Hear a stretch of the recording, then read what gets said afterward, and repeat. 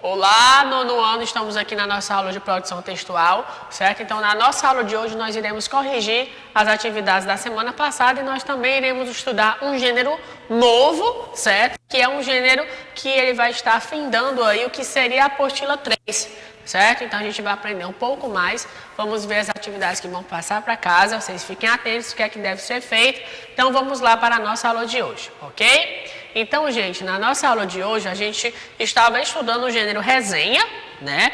Então, o tio passou as atividades para casa, como também, né? Nós vimos que esse texto, ele tem um caráter, né, de ser informativo e opinativo, porque tanto eu vou apresentar um texto, ou a parte de um texto, a parte de um vídeo, né? E depois eu vou dar o meu posicionamento crítico em relação a isso com os meus comentários, né? Então, com os elogios e tudo mais, ok? Então, a resenha, ela se constrói, né, previamente em uma opinião, né, sobre diversos aspectos, né? Ele vai que o tio já explicou para vocês, que é a estrutura do texto dissertativo. Na introdução, a gente vai né, da editora, ou do filme e tudo mais. O desenvolvimento é uma breve explicação de como é que e a conclusão é onde eu vou dar realmente a opinião, né? Então, com base nisso aí, nós vamos ver aqui uma resenha do construtor de pontes, né? Do Marcos Suzaki. Uma sinopse, né? Esse personagem aí é o filho mais velho da família, Dunbar, sentado na cozinha da casa, diante de uma máquina de escrever antiga, precisa nos contar sobre os seus 4 irmãos, né? Tudo aconteceu com ele, todos mudaram por causa dele. Anos antes, os 5 garotos haviam sido abandonados pelo pai, né? Sem qualquer explicação. Então aqui já tem uma sinopse, né? O que é a sinopse? O resumo do que é o texto, né? No entanto, em uma tarde ensolarada,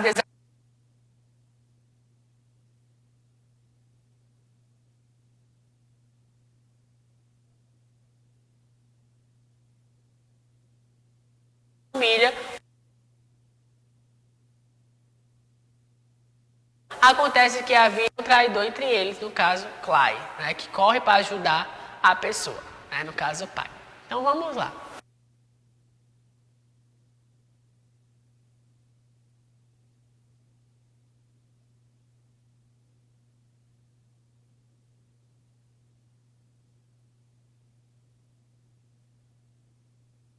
Como seguir em frente após uma perda?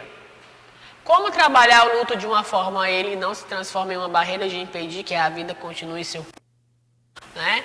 Como construir pontes, né? Construindo pontes, talvez. Ao longo de 13 anos, Marcos Suzaki se debruçou sobre uma história que, no fundo, versa o luto e as diversas formas como as pessoas, adolescentes no caso, lidam com ele. Porque, como a gente viu lá no início, gente, a gente tem a perca aqui, né? O pai abandonou os filhos, então os filhos tinham essa ideia de morte do pai. O Construtor de Pontes é um livro ambicioso que acompanha um curto período de tempo necessário para que seja feita uma passagem na vida de cada personagem, cada possa construir sua própria ponte, né? Então o pai retorna, né, como aqui. No entanto, em uma tarde ensolarada e abafada, o patriarca retorna querendo construir uma ponte com a família, né? Então, a própria opinião aqui na resenha vem dizendo, né, como é que em um curto período de tempo seja necessário para que esse personagem possa querer construir uma ponte, né? Então, já está induzindo aqui. As características marcantes da obra se lhe alçou a fama. A narrativa de Suzaki é envolvente, caprichosa e sabe conduzir o leitor, assemelhando-se a uma fábula narrada pela voz de um grande contador de histórias. Né? Então, vocês estão vendo aí, né, que aqui já é um posicionamento da pessoa que escreveu essa resenha. O construtor de pontes, né, o irmão mais velho, está aí o nome dele, a tarefa de martelar as teclas de uma velha máquina de escrever e registrar a história da sua família. Então, ele vai, gente, aqui em todo o texto, desbruçando, porque o texto é longo, sobre o seu posicionamento em relação à dor, né, da perca dessa pessoa e o surgimento do né, para isso aí, certo? Então aqui no finalzinho tem os dados do autor e tudo mais, né? Ó, porque o Max Suzak, ele é bastante conhecido também. Ele sempre soube que era uma história que sabia contar. Ele escreveu um best-seller, que é justamente A Menina que Roubava Livros. E rendeu sucesso mundial. Então, o Max Suzak, ele ficou conhecido, certo? Ele ficou conhecido justamente pela menina que roubava livros. E esse livro aqui, né? O Construtor de Pontes, é justamente, né, um outro livro dele dessa história, né? Que o pai deixa os filhos e depois retorna com a ideia de construir uma ponte. Né? Então, aqui é uma história que marca um pouco a dor da perca e tudo mais. Então, vamos às questões, né? De que o livro trata, que informações sobre o enredo do livro são expostas na resenha. O livro é um romance que trata a história de uma família lidando com o luto. O livro versa as diversas formas como as pessoas lidam com a perca de um familiar, no caso aí o pai, né? A história é contada pelo irmão mais velho, o protagonista é Clay, o irmão que presenciou a morte da mãe. Fato este que gerou uma ruptura na família, pois o pai, sem chão, abandonou os filhos à própria sorte. Depois disso, o amor entre os irmãos ajudará a sobreviver. É como está bem aqui no início, ó, o básico da história. Né? Eles estavam passando pelo luto da perca da mãe, né? E foi deixado pelo pai à própria sorte. Então, como é que eles vão suportar esse luto? E depois o pai reaparece aí do nada, né? No segundo parágrafo, o autor da resenha tece um comentário elogioso sobre o livro. Identifica e escreve. A narrativa de Suzak é envolvente, caprichosa e sabe seduzir o leitor, assemelhando-se a uma fábula narrada pela voz de um grande contador de histórias. Então, o texto é envolvente por esse caráter de ser uma forma de contar histórias, certo? Isso aqui está entre aspas, porque é um trecho lá do texto. Vamos lá para as próximas questões. No final do segundo parágrafo, o autor revela um ponto positivo do livro. Qual é ele? Né? O autor da resenha diz que o livro possui umas melhores aberturas lidas nos últimos tempos. É um típico capítulo inicial que fisga o leitor. Né? Que é justamente algumas obras, ela pelo próprio primeiro capítulo, ela induz, né, o leitor a ler o resto do livro.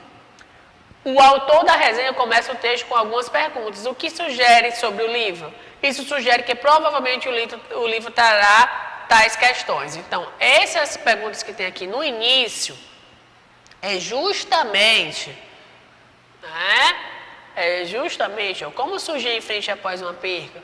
Né? Essas perguntas aqui é justamente a temática que vai estar dentro da obra. Ok? Então, muito boa essa estratégia dele de como começar isso aí. E a quinta questão, o que você entende da frase? Na vida real, não há metade das flores que enfeitam o caminho de Dunbar, mas também seja nisso que reside a beleza e a poesia da ficção de Suzak, né? Então, gente, pode ser o que é que vocês poderão colocar aqui, né? Que na vida real as coisas elas são bem taxativas, né? É bem as coisas que vai acontecer. Só que nessa história, ele consegue colocar com bastante leveza a questão da perca da mãe, né? E essa superação com a ideia do pai. Beleza? Então, vamos lá. Aí, depois disso, né, foi pedida essa produção do texto, que vocês poderiam resenhar um filme ou um livro, né, e enviar para o e-mail, ok? E agora a gente vai ver, isso aqui já foi feito, então agora a gente vai aqui para o nosso slide da aula de hoje. Então, gente, preste atenção. O que é que nós iremos ter hoje na aula, né, que a gente já está findando aí o que seria o nosso último capítulo da apostila 3, né, o 9º ano. Então, gente, hoje a gente vai estudar algo bem diferente, eu acho que vocês podem até perceber pela imagem, que na unidade 7, capítulo 2, o que nós iremos estudar é o texto teatral. Né? É um texto que já é bastante conhecido de vocês, né? Então a gente vai recapitular aqui algumas informações, ok? Então é um texto que está moldado para ser apresentado. Ele não é somente lido, ele é apresentado, ele é interpretado, ok? Então, essa parte do teatro, ela veio começar desde o período grego, né? Os gregos e os romanos já utilizavam a parte do teatro, né? Tanto que a gente tem na nossa arquitetônica, a parte arquitetônica mundial, a construção de vários teatros antigos, né? Que em muitos deles a gente tinha a parte dos gladiadores, né? Um exemplo dele é o Coliseu, que também foi apresentado peças e tudo mais, né? Então, tudo de admiração aí para os imperadores da época, né? Aqui ao lado ficava um pouco mais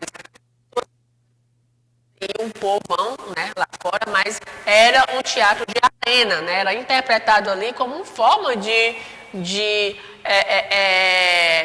exaltação e também de entreter a corte da época, né? Então esse teatro, ele começa de uma forma diferenciada, né? Ele começa com uma utilização de máscaras, certo? Porque aqui nós temos nessa ideia ainda de que homens eram os responsáveis de interpretar essas peças, certo? Então os homens utilizavam justamente a máscara porque eles também desenvolviam os papéis das mulheres, né?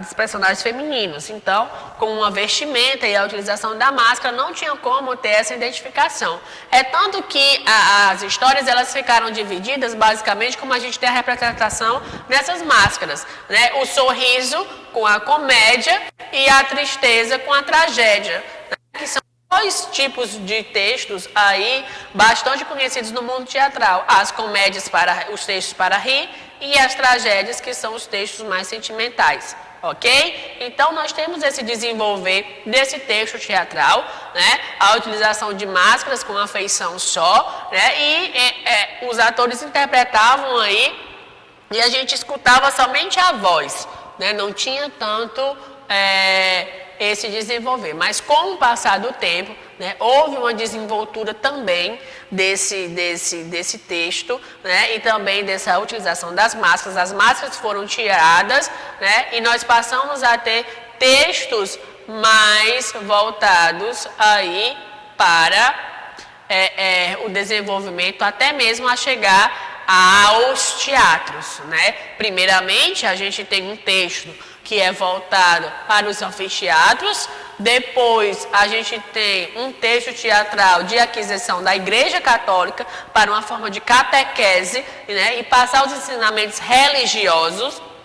E depois, esse texto teatral, ele sai de dentro das igrejas e adentra a rua, né? E passa a ter um movimento maior e uma construção aí de teatros, né? Então, hoje o que a gente conhece como teatro, né? Esse teatro aqui que vocês estão vendo é o Teatro Municipal de São Paulo, que foi um dos grandes locais que aparece dentro da história da literatura brasileira, que tem um desenvolvimento da Semana de Arte Moderna, certo? Então, dentro desses teatros, houve o desenvolvimento da cultura, não só na parte da peça de teatro em si, mas a questão do desenvolver da literatura, certo?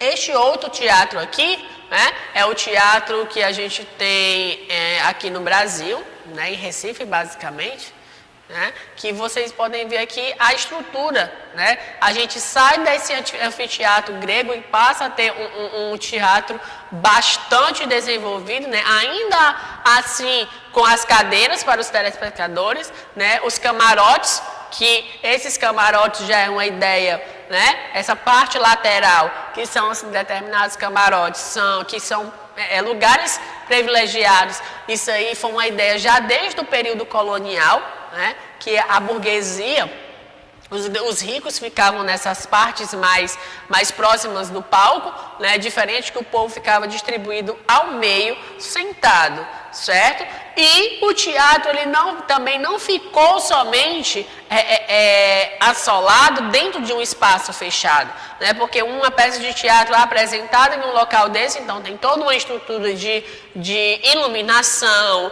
né? A questão da interpretação, da encenação, da plasticidade, da musicalidade, então isso aí ajuda e muito. Só que o teatro ele sai desse espaço e ele adentra o período da rua, né? Então o teatro ele sai dessas grandes casas e passa para o teatro na rua, que a gente vai chamar de teatro de rua. São essas interpretações que elas são feitas no meio da rua, né? Sem muito arcabouço aí de uma iluminação, de um local perfeito, né? Basta apenas um grupo de teatro se reunir em um determinado local, começar a apresentação da sua peça, logo se juntam pessoas e assistem ao espetáculo, né? Então é um espetáculo que não vai ter uma grande riqueza de roupas, de iluminação e de sonoplastia, né? O que vale aqui é apenas a vontade e o ato de interpretar. Não é porque não vão estar dentro de um teatro como esse que eles não vão receber os aplausos merecidos, né? E que a gente hoje tem muitos artistas que vão para a rua justamente para, além de desenvolver o ato de teatro, também tirar aí o seu ganha-pão ou realmente ajudar as companhias teatrais, né? De conseguir recursos para montar um espetáculo maior. Ok?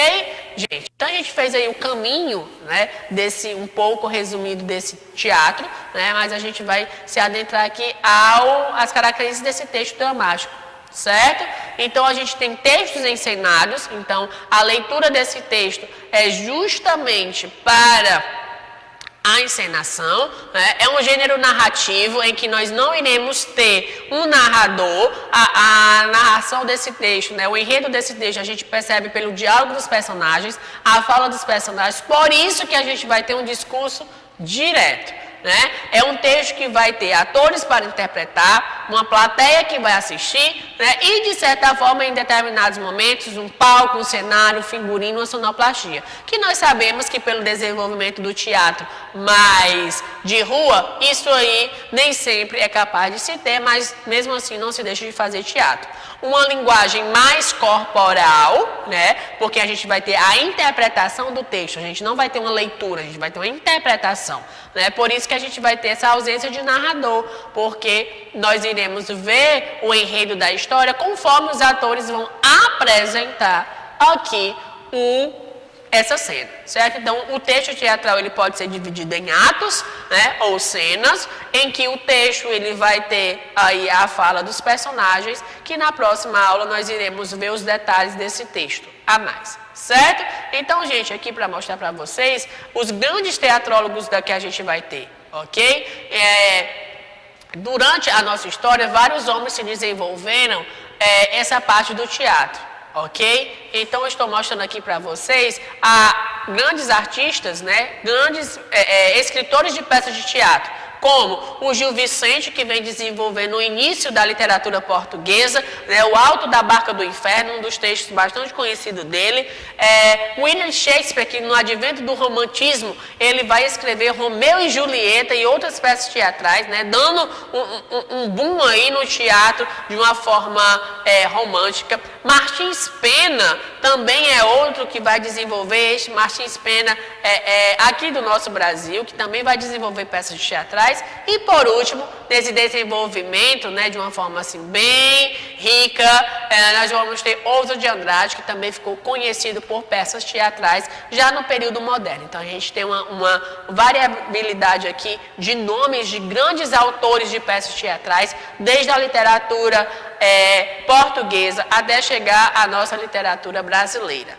Ok? Então essa foi o nosso caminho para o teatro, gente. E no material de vocês vão encontrar o texto do Pagador de Promessas, ok? O Pagador de Promessas, que foi um texto escrito já aqui na geração moderna, certo? Nós temos esse texto também, ele já virou, além de filme, também novela, certo? Então, gente, no material de vocês podem dar uma lidinha desse texto. O Pagador de Promessas do Dias Gomes, certo? Então, vou mostrar aqui para vocês, gente, um trechinho, certo? Aqui é uma versão, gente, do filme Pagador de Promessas de 1962. Mas depois também tem, se vocês procurarem, vocês também vão encontrar, né, a novela, ok? Da Rede Globo. Então vamos ver aqui um pouco do filme, né, de 1962, ainda em preto e branco.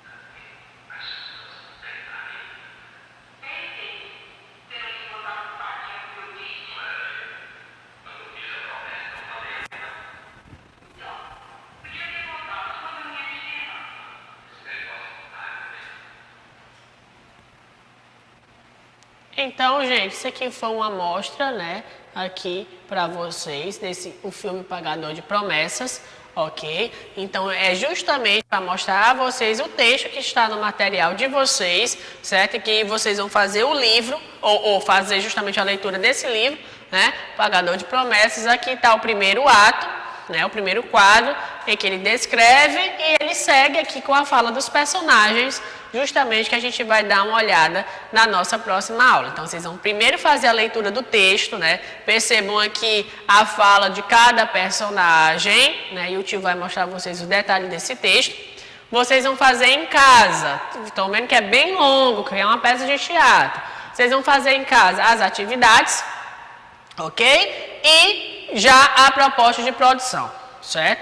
O que é que vai ser aqui pedido na proposta de produção? O trecho que você leu corresponde ao início do texto teatral de Dias Gomes. Sua tarefa agora é escrever um texto que continue a história de Zé do Burro e explique como se desenrola o pagamento da promessa dele. Para isso, você deverá inserir novos personagens em um cenário da história.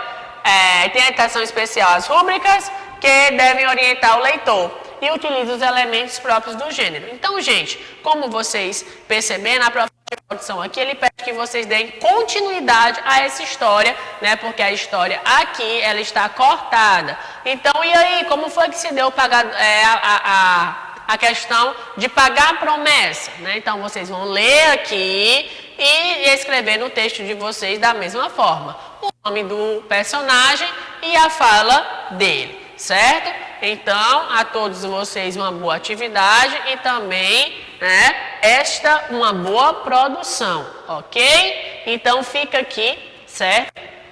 A nossa aula de hoje, com base no texto teatral, beleza? Então, preste atenção no que foi explicado, façam aí as atividades e até a nossa próxima aula, beleza?